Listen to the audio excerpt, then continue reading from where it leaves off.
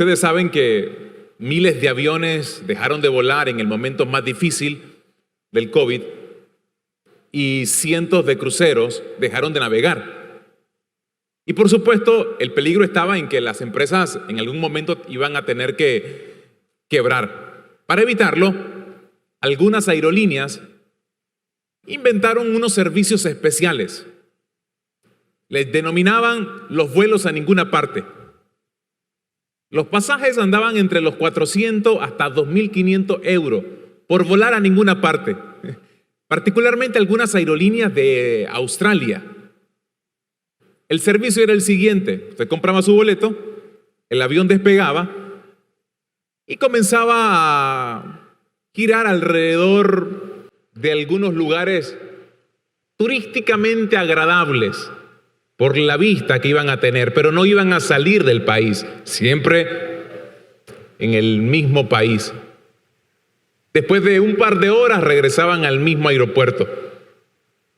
Fue tan exitoso el asunto que los próximos vuelos, en 10 minutos se vendían todos los boletos. Ahí descubrieron que la necesidad de volar fue mucho mayor que la necesidad de volar hacia un destino en particular. Pero también lo hicieron, por ejemplo, las empresas marítimas. Hicieron lo mismo. Zarpaban de un puerto en particular, les decían que iban a dar unas vueltas en el mar sin visitar ningún continente, sin ir a ninguna isla, los cruceros a ninguna parte. Así se les conoció.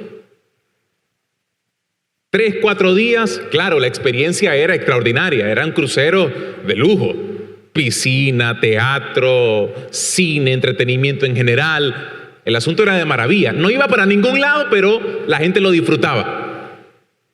La necesidad de navegar fue mayor que la necesidad de navegar hacia un destino. Y esto me puso a pensar lo parecido que es con la vida de miles de personas en el mundo. Muchos viven bajo la misma máxima, el mismo principio. La necesidad de tomar un camino se vuelve más importante que la necesidad de tomar el camino correcto.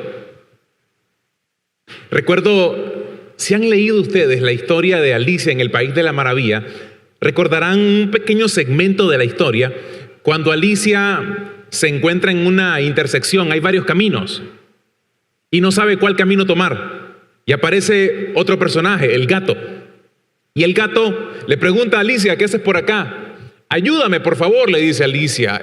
Necesito saber qué camino tomar desde acá. Y le dice el gato: bueno, eso va a depender de hacia dónde quiere ir. Y Alicia le responde: a cualquier lado, no importa, eso no importa. Y el gato le dice: entonces no importa el camino que tomes, toma cualquiera. Porque de todas maneras te va a llevar a algún lado. Y eso me hizo recordar también esto que les estaba contando recién de los cruceros y los aviones. La tendencia en el ser humano a caminar por la vida sin tener un rumbo fijo, sin tener claridad hacia dónde ir. Vamos volando, vamos navegando, vamos caminando, pero sin tener necesariamente claro hacia dónde nos estamos dirigiendo.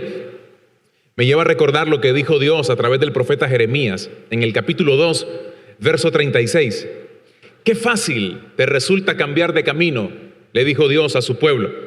En otra versión, este mismo pasaje se tradujo así: ¿por qué tomas a la ligera tu cambio de estilo de vida? Y es cuando la necesidad de casarse, por darles un ejemplo, se convierte en más importante que casarse con la persona correcta. La necesidad de tener éxito se vuelve más importante que conservar algunos valores espirituales o tener éxito en las cosas correctas. Sucede lo mismo en el ambiente ministerial de iglesia. Hay personas cuya necesidad de ser usados por Dios se vuelve más importante que la necesidad de ser aprobados por Dios. Entonces, uno sueña más con que Dios lo use a que Dios le apruebe. Y puede que parezca lo mismo, pero no lo es. Una cosa es que Dios use mi vida por talentos, por dones, capacidades, habilidades que uno tenga, pero no necesariamente está probando el estilo de vida que yo tengo, el carácter que vengo construyendo o desarrollo. La vida, mis estimados, es un camino, pero no es cualquier camino. Es uno que nos debe de llevar a cumplir la voluntad de Dios. Éxodo capítulo 18, versículo 20, en un momento un poco complejo para el liderazgo de Moisés, su suegro, Jetro, se le acerca y le da un consejo. Probablemente lo ha leído en el pasado. Le pide de que distribuya las responsabilidades entre líderes para de tal manera que se le baje la carga, la responsabilidad de liderar semerendo grupo. Pero entre los consejos que le da, me llamó la atención este.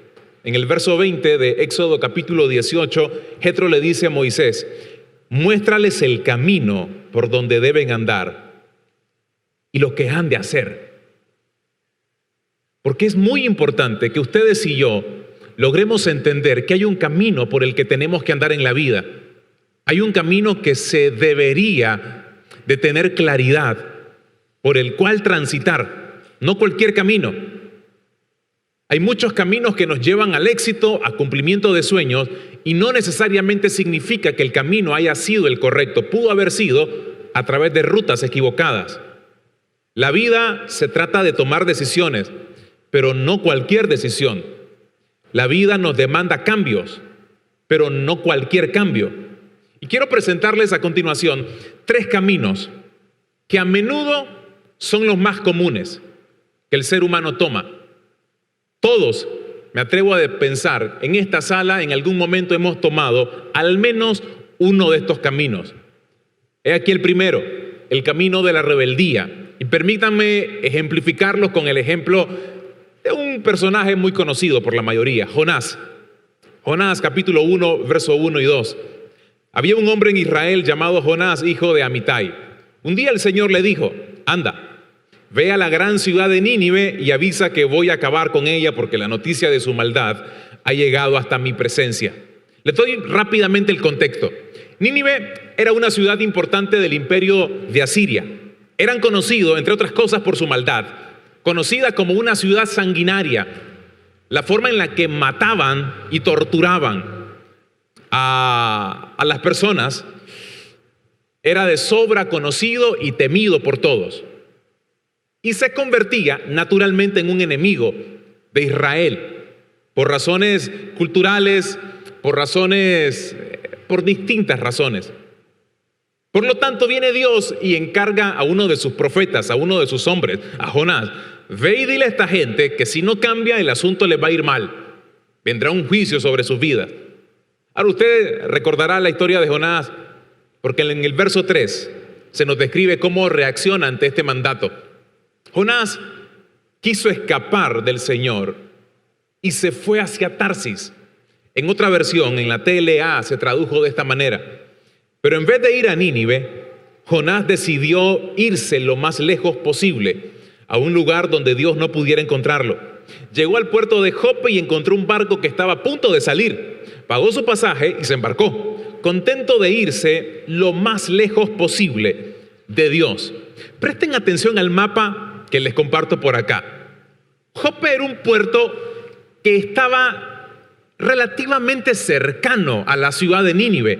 Aproximadamente, algunos dicen que 800, otros aducen que 900 kilómetros de distancia. Pero si usted nota en el mapa, la distancia que hay entre Jope, el puerto de donde zarpó Jonás, hasta Tarsis, que sería lo que hoy es España, imagínense que es aproximadamente de entre 3.400 a 4.000 kilómetros de distancia.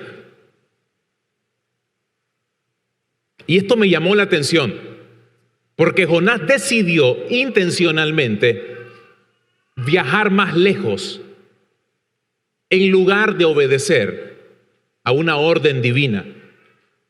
Siempre que uno desobedece a Dios, mis estimados, el viaje de la vida es más largo y cansado. Siempre que ustedes y yo desobedecemos al Señor y tomamos el camino de la rebeldía, El viaje será más largo y más cansado. Siempre. Si algo te está costando más de lo que pensabas, si algo te está durando más de lo que pensabas, o si algo te está llevando más lejos de lo que pensabas ir, es probable entonces que hayamos tomado el camino de la rebeldía. ¿Qué se hace cuando uno se da cuenta que está transitando por esa ruta? El consejo es lo que escribió el mismo profeta Jeremías en el libro de Lamentaciones. Por favor, noten lo que dice la Escritura en el capítulo 3, en el verso 40. Probemos y examinemos nuestros caminos y volvamos al Señor. La pregunta de reflexión en este primer punto es la siguiente: ¿qué camino ha venido tomando en los últimos años? ¿El camino que usted quiere o el camino que el Señor le trazó? Hay caminos que son más puntuales y más claros que otros. Hay caminos que el Señor le ha dicho: ¿sabes qué? Quiero que tomes el camino del perdón. Perdona y deja de odiar. El camino del odio es más largo, más cansado, más desgastante. El camino del perdón es probable que al momento sea turbulento el viaje, pero va a ser más corto. Y la opresión que de pronto uno puede sentir en el corazón por causa de la herida que le provocaron en el pasado va a salir más rápido si tan solo uno decide obedecer en lugar de tomar la ruta equivocada. Segundo camino, el camino del desierto. Este es otro que a menudo hemos tomado a veces. Dice el libro de Deuteronomio capítulo 8, versículo 2. Recuerda el camino por el que el Señor tu Dios te guió durante estos 40 años en el desierto, para enseñarte, y noten la lección que el Señor quería que el pueblo aprendiera: a ser humilde, ponerte a prueba y saber lo que tú pensabas, para saber si ibas a obedecer sus mandamientos o no. Ahora, noten esto: al desierto se llegan de dos maneras. La primera es conducido por el Espíritu Santo, y el ejemplo más clásico que tenemos es Jesús. ¿Recuerdan cuando en el libro de Mateo se nos describe que el Espíritu Santo condujo a Jesús al desierto? Fue el mismo Dios que condujo a su Hijo al desierto para ser probado, como ustedes notan en el pasaje. El Espíritu llevó a Jesús al desierto para que fuera tentado por el diablo. Esa es una manera en la que las personas llegan o transitan en este camino del desierto. Una palabra que a veces se vuelve bien común en el lenguaje de nosotros para describir ese momento de sequedad, de dificultad en la vida espiritual. Pero otra manera en la que uno llega al camino del desierto es por la testarudez. Somos conducidos a veces ahí por lo testarudo que nos comportamos. El libro de Éxodos en el capítulo 32, verso 8, nos dice que pronto se han apartado del camino que yo les mandé. Dios hablándole a Moisés acerca de un pueblo que se estaba comportando de manera terca. El viaje no debía de tardar más que un par de meses, a lo sumo, entre Egipto y la tierra que el Señor les prometió. A lo sumo debió haber tardado 2 meses. Un cálculo. Pero esos 2 meses se convirtieron en 40 años. ¿Por qué? ¿Porque el Espíritu Santo los guió a eso? No, la testarudez de ellos provocó que el Señor tuviera que enseñarle algunas cosas, y esas cosas se enseñan a veces a través del desierto. Y a veces uno de forma equivocada dice: el Señor me ha metido en el desierto. Y a veces no siempre es el Señor el que nos metió. A veces fui yo, con mi terquedad, con el no querer entender las cosas que el Señor ha venido compartiéndome en el último tiempo. Recuerda el camino, dice en otra versión del mismo libro de Deuteronomio capítulo 8, verso 2, por el que el Señor tu Dios te guió durante estos 40 años en el desierto. Noten para qué, como les dije recién: para enseñarte a ser humilde. Yo no transitaría el camino del desierto para que se me enseñe humildad, salvo que se haya identificado en mí orgullo, arrogancia. Por lo tanto, si yo me doy cuenta que estoy atravesando en el desierto de la vida, debería de ponerme a pensar: ¿será a lo mejor que el orgullo me está conduciendo en esta ruta y el Señor quiere que aprenda un poco de humildad? que me baje un poco de las nubes y trate de aprender una lección, de tener un corazón más sencillo, o para ponerte a prueba y saber lo que tú pensabas. En otra versión, en la NTV se traduce de esta manera: te humilló y te puso a prueba para revelar tu carácter y averiguar si en verdad obedecerías sus mandatos. Obediencia y madurez, mis estimados, obediencia y madurez de carácter debería ser el resultado de una vida que ha caminado por el desierto. Ninguno de los que estamos en esta sala estamos destinados, al menos no en el diseño divino, a caminar eternamente por un desierto. Ninguno. Debería de ser algo temporal, con un propósito en particular, no para siempre. No es posible que siempre caminemos por allá, salvo que estemos insistiendo en un tipo de comportamiento. Por eso una de las cosas importantes para reflexionar es: ¿estoy aprendiendo obediencia? ¿Estoy madurando en este proceso de desierto por el que el Señor me ha introducido? Y el tercer y el último camino. Los primeros dos es probable que algunos de por acá no hayan atravesado por ahí. Pero el tercero, a diferencia de los primeros, en este hemos estado todos, sin excepción, todos. El camino del vagabundo. Y ya les voy a explicar en un ratito por qué le puse el camino del vagabundo. Vagabundo es una palabra que yo sé que suena medio grosera. Significa alguien que vaga por el mundo porque no tiene un hogar. Alguien que vaga por el mundo porque no tiene un hogar. Así hemos sido algunos de nosotros en algún momento de la vida, sin tener certeza de dónde está nuestro verdadero hogar, de dónde realmente pertenecemos, a dónde pertenecemos. El Evangelio de Mateo describe un momento cuando Cristo está predicando, pero Mateo logra observar algo en Jesús y lo describe de esta manera. Mateo capítulo 9, verso 36. Cuando vio a las multitudes, les tuvo compasión, porque estaban confundidas y desamparadas, como que ovejas sin pastor. Las ovejas son unos animalitos que necesitan la guía justamente de un pastor, porque sin el pastor no saben cómo regresar a su corral, no saben por qué camino transitar. Y lo mismo sucede en nosotros, mis estimados. La sociedad sin Cristo no sabe cuál es la ruta que tiene que tomar. Parece que sabe, especialmente aquellos cuya vida resalta, entre otras, por el talento que tiene, por los recursos que tiene, por la influencia o el poder que tiene. Parece que la tienen clara. Tienen claros sus sueños, tienen claros sus objetivos, pero no tienen claro su destino.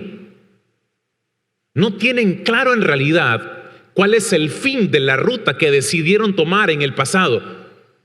Hay mucha gente allá afuera que puede servir de inspiración en muchas cosas, de ejemplo en muchas cosas, pero que sin Cristo lo que demuestran es justamente lo que Cristo miró en este mismo grupo. Están confundidos, están desamparados, como ovejas sin pastor. Algunos tienen plata, otros no tienen nada. Algunos tienen casas grandes, otros tal vez no tienen ni siquiera un hogar. Algunos andan en vehículos, otros a lo mejor no tienen esa facilidad. Pero de cualquier manera, sin pastor, vagan confundidas y desamparadas. Porque no es lo mismo, mis estimados, una vida exitosa en base a lo que yo considero como éxito, a una vida exitosa en base a lo que Cristo ha establecido como el éxito realmente. Les cuento una historia para graficárselos todavía más. Tan distinto como yo es el título de una película que, para serles honesto, la miré hasta hace poco. Tiene como 2 o 3 años, quizás. O a lo mejor un poco más. Pero está inspirada en la vida de un hombre que se llama Denver Moore. Un indigente peligroso, que creció recogiendo algodón en condiciones muy difíciles. Fue víctima, por ejemplo, de la esclavitud moderna que sufrían los negros en la ciudad de Luisiana, en Estados Unidos, allá en la década de los 40, 50 aproximadamente. En 1998 le cambió su vida. Conoció el matrimonio de Debbie y Ron Hall, un matrimonio de personas adineradas, millonarios, pero también eran cristianos. Ella particularmente, él con el tiempo. Y estaban comprometidos para compartir alimentos con las personas que no tenían un hogar. Crearon un refugio, financiaron el alimento para las personas que literalmente no tenían ni dónde vivir ni qué comer. A diario le daban alimentos a cientos de indigentes. Pero Debbie particularmente sintió un afecto especial por Denver Moore, porque notó no solamente a alguien en necesidad física, lo notó también con una necesidad en el alma, una persona herida por la vida, herida por el racismo, herida por la esclavitud, y por eso se había convertido, entre otras cosas, en un hombre amargado, en un hombre muy violento. Debbie finalmente se terminó ganando el corazón de él. Lo capturó, se lo ganó, le costó, pero se lo ganó. Pero no pasó mucho tiempo cuando Debbie le diagnostican un cáncer de hígado fulminante. Le quedaban meses desde que se lo diagnostican y muere. Y en el servicio especial que le dedican en su honor, llegaron más de 1,000 personas. La mayoría eran indigentes que habían sido alimentados directamente por Debbie. Y Denver Moore tomó la palabra. La película lo grafica de una manera bastante interesante. Me gustó esa parte, porque luego leí en un artículo periodístico y efectivamente fueron las palabras que Denver pronunció en aquel servicio especial. Denver dice: nunca me acerqué a la señora Debbie, ella se acercó a mí. Yo no quería conocer a la señora Debbie, pero desde que yo la conocí, la señora Debbie quiso ser mi amiga. Aún no entiendo por qué querría conocer a una persona como yo, porque no he hecho nada que me dé orgullo. Estuve atrapado en la prisión del diablo durante la mayor parte de mi vida. Muchas personas me vieron encerrados y siempre me ignoraron. Y no los culpo. Yo era una muy mala persona. Pero la señora Debbie era distinta. Ella me vio tras las rejas de la prisión y en ese momento sacó de su bolsillo una hermosa llave que Dios le dio para liberarme. Me amó. Fue la única persona que me amó lo suficiente como para no rendirse. Y lo siguiente fue lo que me llamó todavía más la atención en el discurso de él. Descubrí en la relación con Debbie que todos somos distintos. Todos son tan distintos como yo. Todos somos gente común, andando por el camino que Dios nos puso adelante. Ahora quiero hacer algo que el diablo nunca hará por ustedes. Voy a liberarlos, dice. Les daré un consejo. Seamos ricos o seamos pobres, o estemos en un punto medio, todos somos vagabundos. Cada uno de nosotros está buscando la forma de volver a casa. El discurso me hizo recordar a otro vagabundo, a uno que me ha representado por mucho tiempo, en un tiempo en particular de la vida. Me refiero al hijo pródigo. En algún momento nos ha representado. ¿Recuerdan la historia de aquel muchacho que pide por adelantado su herencia se va de la casa de papá y nos cuenta el Evangelio de Lucas en el capítulo 15, versículo 13, que con la herencia vivió desenfrenadamente y la derrochó toda. Todo. Y luego anduvo como un indigente, literalmente. El verso 16 nos describe eso. Llegó a tener tanta hambre que hasta las algarrobas con las que alimentaba a los cerdos le parecían buenas para comer, pero nadie le dio nada. Y en el verso 17 comienza ese clic interno, que es aquello que Dios quiere detonar en el corazón de las personas que están caminando distantes de Él.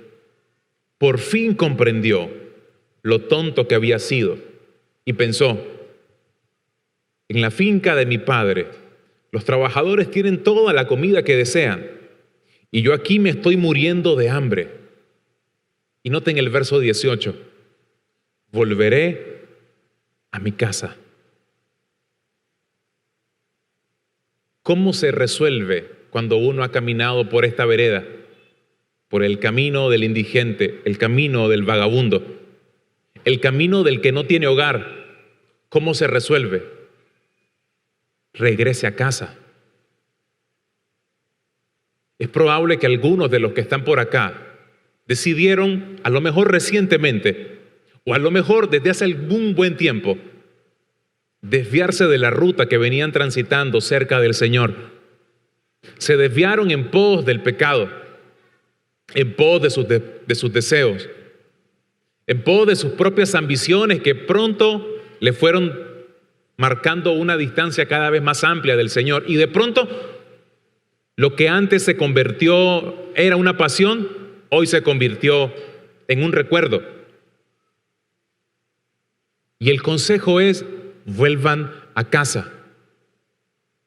Y habrá alguien siempre que uno imagina que estará pensando: ¿y cómo le hago para regresar a casa? Hay un pequeño momento cuando Cristo habla con sus discípulos sobre su partida al reino de los cielos. Y en esa plática dijo uno de los versos más conocidos de todos los evangelios. En la casa de mi Padre, dice Juan capítulo 14, versículo 2, hay lugar para todos. Eso me encantó. En la casa de mi Padre hay lugar para todos. ¿Para el rico? Sí. ¿Para el pobre? Sí. ¿Para el que se cree santo? Sí. ¿Y para el que se sabe pecador? Sí también. Hay lugar para todos. Para el que está cerca todavía y para el que se alejó. Para aquel que tomó el camino de la rebeldía o el del desierto. O a lo mejor está transitando en el del indigente. Para él hay lugar en la casa del Padre. Versículo 4. Jesús les dice: ustedes conocen el camino que lleva a donde voy, es decir, al Padre. Ustedes conocen ese camino. No me digan que no lo conocen. Y entonces Tomás, que era como el incrédulo del grupo, dijo: Señor, en el versículo 5, si no sabemos a dónde vas, ¿cómo vamos a saber qué camino tomar? Esa es la pregunta de mucha gente. A ver, pastor, yo sé que tengo que cambiar, pero ¿qué camino tomo? ¿Cómo comienzo? ¿Cómo comienzo? Y Jesús le respondió en el verso 6, yo soy el camino. ¿Qué es lo que tenés que hacer para regresar? En otras palabras, le está diciendo Jesús a Tomás: acércate a mí, reconóceme a mí, entrégate a mí y sabrás el camino. Porque nadie puede llegar a la casa del Padre si no es a través de Jesús. Nadie va a poder encontrar el sentido de la vida y el camino correcto si no se ha encontrado primero con Jesús. Hay muchos caminos buenos que parecen buenos, pero solo hay uno que es bueno. Solo hay uno que es el verdadero. Solo hay uno que es el real. y sigue siendo Cristo. Y la única manera de poder tomar este camino es diciéndole al Señor, en el caso de aquellos que jamás le han rendido su vida, aquí está mi vida. Quiero que comiences a trabajar conmigo. Y en el caso de aquellos que a lo mejor ya tienen rato en esta vereda, pero de pronto uno toma atajos, otras rutas alternas, de la misma forma, es un buen momento para decirle al Señor, Señor, ¿sabes qué? Como dijo Jeremías en Lamentaciones, he probado el camino, he examinado la ruta que he tomado y me doy cuenta que es la ruta equivocada. Quise la plata fácil y tomé el camino del soborno, del chantaje. Quise placer rápido y tomé el camino de la pornografía, tomé el camino de la infidelidad. Quise esto y aquello y tomé este y este otro camino. Pero hoy quiero tomar el único camino que vale la pena y es Cristo. Cristo en nosotros, esperanza de gloria. Porque si a algo hemos sido llamados, es a conocerlo a Él y acercarse más a Él. Qué bien se ha transitado por una vereda y le está yendo muy bien. Pero sería genial si a partir de ahora dice, ¿sabes qué? No es tan importante lo que yo consiga como lo que Él puede hacer en mí. Y por mí y a través de mí. Por eso hoy el mensaje básicamente tiene que ver con volver otra vez al camino. Regresar otra vez. En aquellos que no se han distanciado, esto significa comprometerse más para mantenerse siempre cerca de Él. Porque en algún momento la tentación está en distanciarse. Y en aquellos que están lejos, el mensaje es, vuelvan a casa.